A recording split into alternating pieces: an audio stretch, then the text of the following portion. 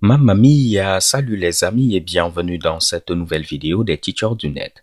Mon nom est Honoré Unwanou, formateur et développeur. Dans cette vidéo, je vais vous montrer très facilement comment vous pouvez déployer vos applications web avec Netlify. J'ai eu à créer ce petit site web. Comme on peut le voir, on a deux pages. Une page de contact et une page d'accueil. Donc rien de bien compliqué, on a du code HTML classique avec un peu de code CSS, une image et puis du JavaScript. Pour l'instant, le JavaScript ne fait qu'afficher Hello World et Hello TDN au niveau de la console. Donc si je mets l'inspecteur, on vient au niveau de console, on peut voir que Hello World et Hello TDN sont affichés. Si on souhaite déployer notre application sur Netlify, il va falloir premièrement avoir un compte. Donc je vais décider de m'inscrire, je vais faire email et on va mettre teacherdunet@gmail.com. Je mets mon mot de passe et tout est bon. Donc on me dit un courriel de confirmation m'a été envoyé et voici le courriel de confirmation. Donc aussi simplement, je viens ici de créer mon compte Netlify. Vous avez plusieurs moyens pour déployer votre application. On peut faire un glisser-déposer comme on peut utiliser Git. Nous, on va utiliser l'approche avec le glisser-déposer. Donc tout ce que j'aurai à faire, c'est quoi? Je vais venir au niveau du bureau et puis on va tenter de retrouver notre projet. Donc voici notre projet qui contient nos fichiers HTML, CSS, images, JavaScript. Je n'aurai qu'à faire un glisser-déposer et automatiquement, mon application sera déployée. Donc vous voyez que par défaut, il nous donne un sous-domaine de netlify.com. On peut l'utiliser. Comme par magie, tout marche.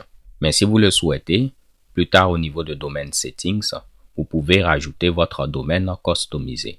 Donc on peut rajouter ici notre domaine toto.com, honoré.com et puis suivre les instructions pour que tout marche. Vous avez gratuitement du HTTPS qui est configuré. Et l'un des trucs que je trouve intéressant, c'est quoi? Regardez mes URL pour l'instant. On a index.html et contact.html.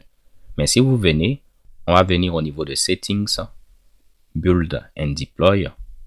Et vous allez voir à ce niveau-là, Asset Optimization, vous avez la possibilité de dire que vous voulez des URL jolies. En grosso modo, About.html va devenir About, Index.html va devenir slash et tout va marcher comme par magie. Donc, par défaut, ceci n'est pas activé. Moi, je vais cocher ce que je veux. Également, vous voyez que j'ai demandé à combiner mon CSS, minifier mon CSS, de même pour le JavaScript et compresser mes images. Pour l'instant, si on regarde le code source, vous voyez, on a notre CSS, on a nos images. Il n'a pas eu à faire de bundle ni à les minifier. Donc, on n'a pas de minification. Lorsque je vais appliquer ceci, on va tenter de redéployer notre application. Donc, je viens au niveau de Deploys. Et puis, je peux simplement glisser, déposer de nouveau. Donc là, je vais prendre mon projet, faire un glisser, déposer. Ceci va relancer la compilation et tout. Et vous allez voir maintenant, pour mes CSS, mes images, mon JavaScript, il va créer des bundles comme on peut le voir. Ceci sera minifié et tout ceci est géré par magie. De la même manière, lorsque je vais cliquer sur Contact, on a maintenant /contact. On le place de contact.html. Et de même là, on n'a pas de index.html. Personnellement, je trouve ceci excellent. Je ne sais pas ce que vous en pensez. Maintenant, ce sera fatigant à chaque fois de faire un glisser-déposer pour le déploiement. Si cela ne vous gêne pas, vous pouvez le garder. Mais sinon, on peut le faire avec Git. Donc, je vais venir là. On va venir au niveau de déploiement.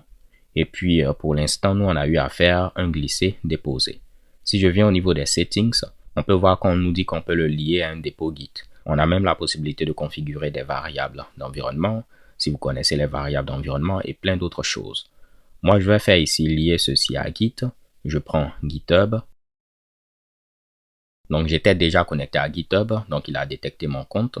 Je vais créer un nouveau dépôt pour ce projet-là. Donc, je vais l'initialiser git init, git add all, git commit et je vais mettre initial commit. Ensuite, je peux venir au niveau de GitHub. Ce sera github.com. Je vais créer un nouveau dépôt. Je vais l'appeler démo Netlify. Je fais create. Et là maintenant, je n'aurai qu'à faire un push. Donc je suppose que vous êtes familier avec Git. Si ce n'est pas le cas, vous pouvez regarder ma formation sur Git. Donc ceci est maintenant sur GitHub. Je peux sélectionner mon projet qui était démo Netlify. Je pense que je vais devoir faire un petit rafraîchissement. Donc on va actualiser de cette manière-là. On prend GitHub. OK. Et puis on va chercher démo. Et voici démo Netlify. Donc tout est bon, branche master. Je fais ici deploy. Et maintenant, à chaque fois que je vais faire un deploy, ceci sera automatiquement géré pour moi. Donc, je vais vous le montrer. Je vais changer le nom en lieu et place de John Doe. On va l'appeler ici Jane Doe. Ou bien, je vais mettre ici Marius Joe. Qu'est-ce que je raconte? On va remplacer tous les John Doe par Honoré Unwanu. Ce sera beaucoup plus simple. On vient au niveau de contact. Tous les John Doe, on va les remplacer également par Honoré Unwanu. Donc là, tout ce que j'aurai à faire, c'est un nouveau commit. Je fais git add all, git commit. Je vais mettre update name. Ensuite, git push. Donc, je peux faire git push. Et vous allez voir, il va détecter mon commit, refaire le déploiement. Et puis, je n'aurai rien à faire automatiquement. J'aurai la nouvelle version avec comme nom Honoré Unwanu. Donc, on patiente un tout petit peu. On voit que ceci a été déployé. Et vous voyez partout maintenant, on a Honoré Unwanu. Ceci a été changé. Donc voilà de manière basique comment vous pouvez utiliser Netlify pour déployer vos projets statiques. Je ferai plus tard une vidéo pour vous montrer comment déployer des projets Vue.js, React, Angular pour ne citer que ces derniers. Je vais rajouter également une autre vidéo au niveau de laquelle je vais vous montrer comment utiliser les formulaires avec Netlify parce qu'on peut faire vraiment des trucs avancés. On va parler également de Jamstack. Donc je vais découper ceci en de petits tutoriels. Pour l'instant, je vais m'arrêter là. Si vous avez aimé cette vidéo, n'hésitez pas à la liker et on se donne rendez-vous à une prochaine vidéo. D'ici là, portez-vous bien, stay tuned and take care. Peace. Excusez-moi, je ne sais pas comment vous aider avec ça pour le moment. Je ne t'ai rien demandé, Google.